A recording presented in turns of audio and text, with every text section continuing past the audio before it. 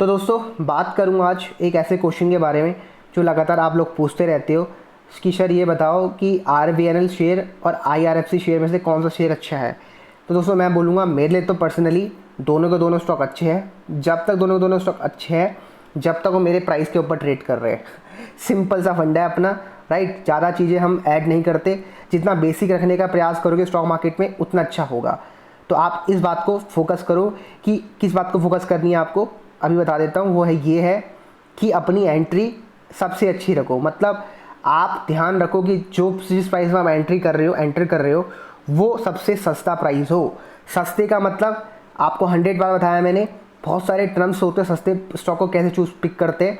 पहला तरीका, स्टॉक जब ऊपर चढ़ रहा हो तब बाय मत करो, वो सस्ता नहीं कहलाता, वो महंगा कहलाता है, राइट। अभी हम कंपैरिजन भी करेंगे, Q4 नतीजे आ रखे हैं इसके मुझे पता है, वो भी कंपैरिजन करेंगे, उसके बेसिस पे जानने का प्रयास करेंगे कि किसके प्रॉफिट अच्छे हैं, कौन सा स्टॉक अच्छा है। लेकिन कुछ मेरे बेसिक थंब रूल है, उनको जान लो पहले, ठीक है। कोई स्टॉक को अगर आपको कंपेयर करना है या किसी स्टॉक को आपको इन्वेस्टमेंट करनी है, राइट, सबसे पहले एक चीज़ को ध्यान रखो कि वो कितना सस्ते में मिल रहा है। और सस्ते का मतलब क्या होता है, जो स्टॉक लगातार ऊपर चढ़ रहा है वो सस्ता नहीं कहलाता, वो महंगा कहलाता है, ठीक है। आपको क्या करना है, जब स्टॉक जब नीचे गिर रहा है तब स्टॉक को बाय करना स्टार्ट करो। और गिरने का तरीका क्या होना चाहिए, बहुत सिंपल है।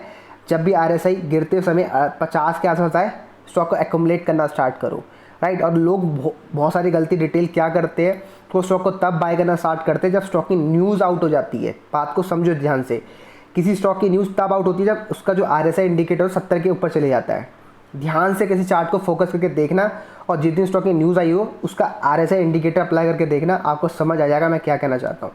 तो किसी भी स्टॉक को अगर आपको बाय करना है तो जब वो नीचे गिर रहा हो उसको तब फोकस में लेके आओ, उसको तब रिटर्न में लेके आओ, राइट। जब स्टॉक की न्यूज़ आउट हो जाती है तब स्टॉक को बाय करने का कोई फ़ायदा नहीं होता, ये मेरा पर्सनल व्यू है, ठीक है। बहुत लोगों को लगेगा आप गलत बोल रहे हो सर, बहुत सारी कंपनीज होती है अच्छे प्रॉफिट देती है उसके बाद भी कंपनी लगातार ऊपर जाती है। मैं गलत नहीं बोल रहा हूँ, बहुत सारी कंपनीज जाती हैं, आई एम टोटली एग्री। लेकिन भैया आप जिस प्राइस में एंट्री करना चाहते हैं वो प्राइस आपको मिल पाया, आप अपने आप से पूछना।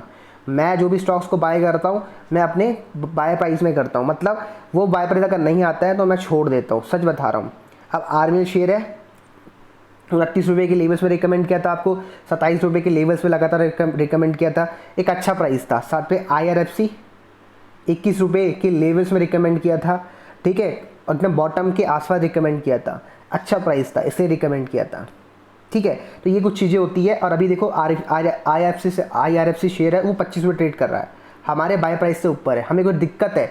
अब ऐसे कंपनी 100 करोड़ का लॉस भी दे देते, हमारा जो हमारा बाय प्राइस वो कभी नहीं आने वाला, कभी मतलब आएगा, अगर 100 करोड़ का लॉस देगी तो आएगा, लेकिन हमें लॉस नहीं होगा, इतना लॉस नहीं होगा जितना उस व्यक्ति को होगा जो 25 रुपये के लेवल में स्टॉक को बाय करेगा। समझ रहे हो, यही तो आपको पकड़ना है। अगर आपने ये पकड़ लिया तो आप एक अच्छे इन्वेस्टर बन जाओगे स्टॉक मार्केट पे। अगर ये नहीं पकड़ पाए कि कहाँ एंट्री करनी है तो भाई कभी एक अच्छे इन्वेस्टर नहीं बन पाओगे। राकेश झुनझुनवाला ने आपका जो क्या नाम है उसका टाइटन 3 रुपये के लेवल से पकड़ा था, ना कि 100 रुपये के प्राइस में पकड़ा था, ठीक है। राकेश झुनझुनवाला जिसका सब एग्जाम्पल देते हैं, भैया ये तो महान व्यक्ति है स्टॉक मार्केट के, right, king of the king है मार्केट के।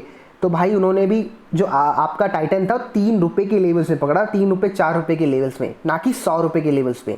अगर 100 रुपये के लेवल्स में जिस व्यक्ति ने उसको बाय किया वो महंगा है, समझ गए। ये राकेश झुनझुनवाला अगर 3 में बाय किया तो 100 रुपये उनके लिए महंगा है।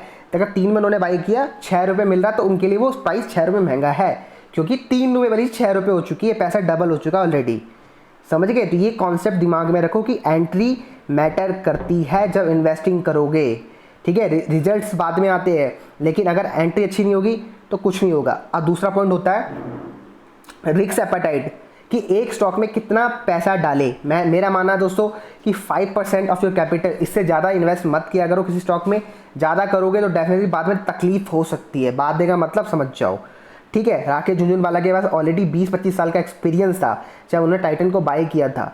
आपके पास इतना एक्सपीरियंस है स्टॉक मार्केट के, मेरे ख्याल से आपकी इतनी एज होगी, राइट। मेरी खुद की इतनी एज है तो मैं क्या बताऊँ आपको, राइट। तो भाई बात को समझो, 25 से 30 साल का एक्सपीरियंस है उनका, तो तब उन्होंने टाइटन बाय किया था 30 साल के एक्सपीरियंस के बाद। तो पहले भी आप एक्सपीरियंस गेन कर लो, तब उसके बाद आप ही अपनी कैपिटल का 10% 20% पैसा इन्वेस्ट कर देना किसी स्टॉक में, क्या दिक्कत आ रही है, राइट। पहले सीखना तो, पहले चलना तो सीख लो, उसके बाद दौड़ना सीख लेना, ठीक। तो ये दूसरा पैरामीटर हो गया। तीसरा पैरामीटर स्टॉप लॉस। अब राकेश जी ने जब स्टॉक को बाय किया था तो उन्होंने एक दिमाग में स्टॉप लॉस भी रखा होगा। अगर 11 करोड़ रुपए का बाय किया है तो उन्होंने दिमाग में ये रखा होगा कि भाई 11 करोड़ अगर मेरा 5 करोड़ दिखाता है M2M, मैं स्टॉक से एग्जिट कर लूँगा। ये होता है स्टॉप लॉस। ऐसे ही अगर आप मान लो आपने आरवीएनएल 25 रुपये बाई किया, ये स्टॉक अगर आपको 20 रुपये दिखाता है तो मेरा 20 रुपये का स्टॉप लॉस है, मैं स्टॉक से एग्जिट कर लूँगा। कहाँ दिक्कत आ रही है?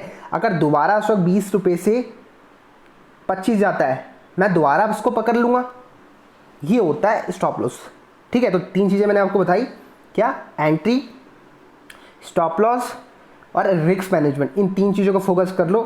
कभी भी आपको ये क्वेश्चन नहीं पूछना पड़ेगा किसी से, भाई आरबीएल अच्छा है, आईआरएफसी अच्छा है, बता दो। सब अच्छे हैं। क्या 3 चीज़ मैटर करती है?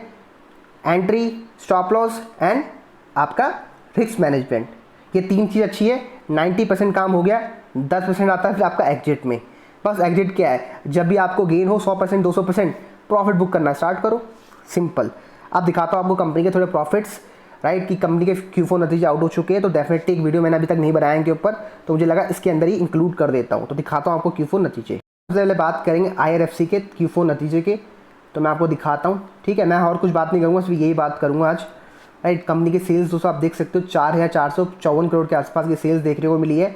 कंपनी का जो आप उसको कंपैरिजन करोगे दिसंबर से, तो कंपनी की जो सेल्स है लगातार बढ़ रही है। ऑलमोस्ट 600 करोड़ का जंप देखने को मिला सेल्स में, अच्छी बात है। लेकिन कंपनी के एक्सपेंस भी यहाँ बढ़े साथ में, राइट। ऑपरेटिंग प्रॉफिट भी कंपनी का लगातार बढ़ रहा है, कंपेयर करोगे लास्ट क्वार्टर में बढ़ रहा है, ठीक है। अच्छा, अभी तक अच्छा चल रहा सब कुछ। और कंपनी का देखते नीचे लेके चलता हूँ, नेट प्रॉफिट की बात करते हैं तो कंपनी ने 1483 करोड़ के आसपास का बेहतरीन प्रॉफिट दिया है, जो पहले 1047 का था, ऑलमोस्ट जंप हो चुका है। 1.13 के आसपास का EPS हो चुका है। मतलब कंपनी का प्रॉफिट इंक्रीज हो रहा है। जब भी कंपनी का प्रॉफिट इंक्रीज हो रहा है तो डेफिनेटली उसका प्राइस भी इंक्रीज होगा। और जैसे जैसे क्वार्टरली रिजल्ट अच्छे आ रहे हैं तो डेफिनेटली भैया एट द एंड फ्यूचर, मतलब जो उसका ईयरली होगा वो भी अच्छा क्लोज होने वाला है। तो भाई आप स्टॉक को होल्ड करो, कोई दिक्कत नहीं है। अब बात करते हैं इसके दूसरे भाग की, मतलब RVNL की क्या कंडीशन है, तो आपको वो भी दिखा देता हूँ। तो दोस्तों मैं RVNL का आपको मार्च 21 के नीचे दिखाता हूँ। जैसे दोस्तों मैंने आपको शुरू में बताया था, ठीक है, दोनों का काम करने का तरीका अलग है, शेयर कैपिटल अलग है, सब कुछ अलग है, तो कंपैरिजन नहीं की जा सकती, राइट। लेकिन फिर भी मैं आपको उसके प्रॉफिट से एक तरीका बताऊंगा कि आपको क्या करना चाहिए अगर आपने स्टॉक को होल्ड किया है, राइट। दोस्तों आप देख सकते हो कंपनी का जो सेल्स है 5,578 करोड़ के आसपास है, एंड कंपनी के एक्सपेंस कितने ज़्यादा है, राइट। आपने वहाँ पर क्या देखा, वहाँ पर कंपनी के एक्सपेंस नॉमिनल थे और कंपनी के यहाँ पर जो एक्सपेंस है RVNL शेयर में काफ़ी ज़्यादा है। ऑपरेटिंग प्रॉफिट मात्र 328 करोड़ के आसपास का है, राइट। अगर बात करते हो अदर इनकम से तो कंपनी को 67 करोड़ के आसपास का, मतलब 67 करोड़ के आसपास का अदर इनकम से प्रॉफिट हो जाता है। नेट प्रॉफिट की बात करते तो कंपनी का 313 करोड़ का अच्छा खासा प्रॉफिट कंपनी ने दिया है। और इसके लास्ट क्वार्टर में कंपनी का प्रॉफिट 281 करोड़ था। मतलब अर्निंग पर शेयर 1.50 हो चुका है। मतलब लगातार एक ग्रोथ नज़र आपको आ रही होगी, ठीक है। तो दोस्तों आप देखिए जो आपका RVNL है, ये 313 करोड़ का प्रॉफिट दे रहा है, और वहीं वो स्टॉक आपका कितना करोड़ का प्रॉफिट दे रहा है, IRFC आपका 1047 का, और दोनों का प्राइस सेम ट्रेड कर रहा है। इसलिए मैं कहता हूँ भाई दोनों का काम करने का तरीका अलग है, बिजनेस अलग है। बिजनेस में जाओ, ठीक है, लॉन्ग टर्म इन्वेस्टमेंट करते हो, बिजनेस को देखो, लेकिन भैया ये सब चीज़ें मैटर करती है, लॉन्ग टर्म में मैटर करती है, आई नो। लेकिन ध्यान रखो भाई, अगर आप किसी स्टॉक को बाय कर रहे हो, 3 रुपये के स्टॉक को राकेश जी ने अगर बाय किया था तो भैया उन्होंने बिजनेस को देख के बाय किया था, ना कि कंपनी के प्रॉफिट को देख के बाय किया था। अगर कंपनी के प्रॉफिट को देख के बाय किया होता ना राकेश जी ने टाइटन को, तो भाई आज वो करोड़पति नहीं होते, अरबपति नहीं होते। बात को समझ लो, ठीक है। 3 रुपये के स्टॉक के कोई कंपनी के प्रॉफिट इतने शानदार नहीं होते जैसे रिलायंस के होते हैं, समझने का प्रयास करो, ठीक है। वहाँ पर उन्होंने क्या देखा, 3 चीज़ें देखी होगी जो मुझे लगता है। एंट्री बहुत अच्छी मिल रही है, ठीक है, डाउन साइड स्टॉप लॉस बहुत कम है, ठीक है, साथ ही कंपनी का बिजनेस बेहतरीन है। और चौथा क्या था जो मैंने आपको बताया था, क्या था, एक सेकेंड, रिस्क मैनेजमेंट। हाँ, रिस्क मैनेजमेंट वो ऑलरेडी आपको मैं बता चुका हूँ। तो भाई मेरे हिसाब से अगर आपको दोनों स्टॉक्स मिलते हैं, IRFC और RVNL, दोनों स्टॉक में इन्वेस्टमेंट करो। दोनों के दोनों स्टॉक काफ़ी सस्ते में आपको मिल रहे हैं, सेम प्राइस में मिल रहे हैं। दोनों में थोड़ा थोड़ा टुकड़ों में इन्वेस्टमेंट कर सकती हो। अगर आप 50 लगाना चाहते हो दोनों स्टॉक्स में, तो 25 एक में लगाओ, 25 एक में लगाओ, और आराम से रेस्ट करो स्टॉप लॉस के साथ। मैं आपको स्टॉप लॉस बता देता हूँ। अगर आप लॉन्ग टर्म इन्वेस्टमेंट करना चाहते हो RVNL शेयर में, तो 20 रुपये के नीचे का स्टॉक जाता है तो आप स्टॉक से एग्जिट कर सकते हो। और अगर IRFC की बात करता हूँ तो स्टॉक का जो ऑल टाइम लो है 20 रुपये 95 पैसे के आसपास। अगर इसके नीचे 2 दिन कैंडल क्लोज कर देता है, 2 दिन इसके नीचे बिता देता है, तो आप स्टॉक से एग्जिट कर सकते हो लॉन्ग टर्म के लिए। समझ गए? तो मैंने आपको डाउन साइड भी बता दिया, स्टॉप लॉस भी बता दिया, रिस्क एपेटाइट भी बता दी, और कंपनी का बिजनेस आपको पता ही है, और साथ में कंपनी के प्रॉफिट दोनों के शानदार है। जब तक ये इन स्टॉप लॉस के ऊपर ट्रेड कर रहा है, आप स्टॉक को होल्ड करो, जितना होल्ड कर सकते हो उतना होल्ड करो। राइट? तो वीडियो को समाप्त करता हूँ। ठीक है, कोई मिलता हूँ नेक्स्ट वीडियो में।